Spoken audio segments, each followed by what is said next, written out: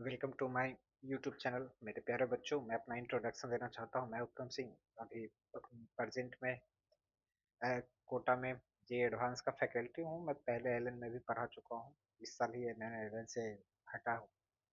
तो आज मैं जो बात करने वाला हूं वो सीबीएसई के ऊपर मैं बात करने वाला हूं कि सीबीएसई को आखिर हो क्या गया है।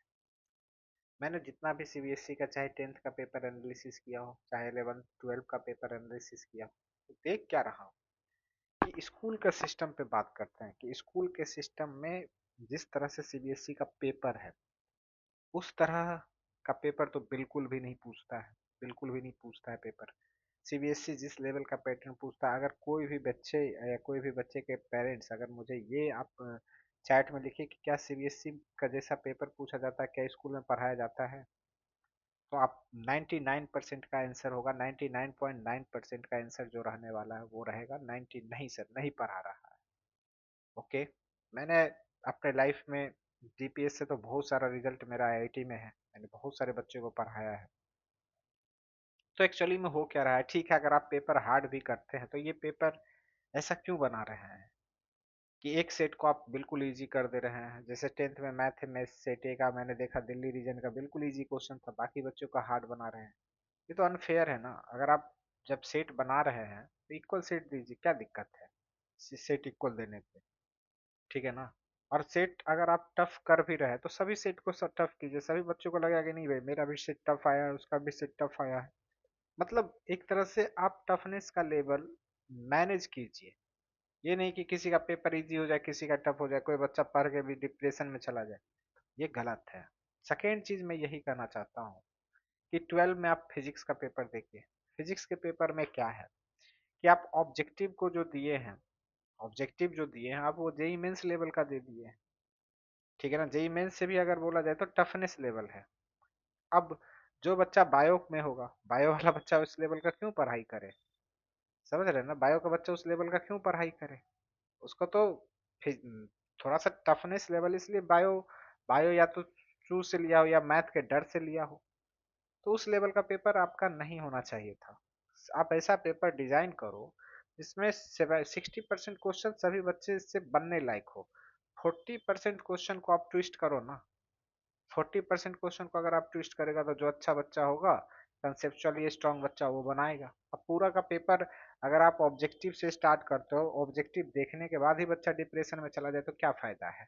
समझ रहे हो ना, बच्चे का तो पूरा एक साल बर्बाद हो रहा है। ठीक है, अगर आप पेपर का टफनेस देते हैं तो आप अपने सीबीएसई में जितने भी स्कूल है आप उसमें एक बार एटलीस्ट एक बार इंक्वायरी तो जरूर कीजिए कि आपका जो स्कूल है क्या उस लेवल पे पढ़ा रहा है।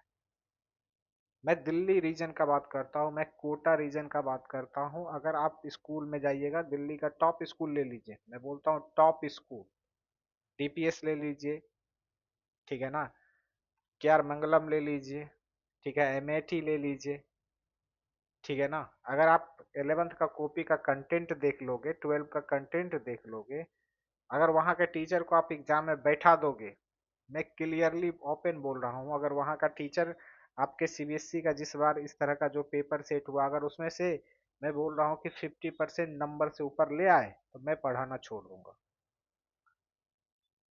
समझ रहे बात को। तो आप कम से कम स्कूल में इंक्वायरी तो बताइए कि आपका टीचर उस लेवल पे बना रहा है। आप टफनेस का मैं बात नहीं बोल रहा, आप कंसेप्चुअल बनाओ ना, खूब कंसेप्चुअल बनाओ। लेकिन आपका टीचर उस लेवल पे पढ़ा रहा है तभी तो आप कंसेप्चुअल बनाओगे।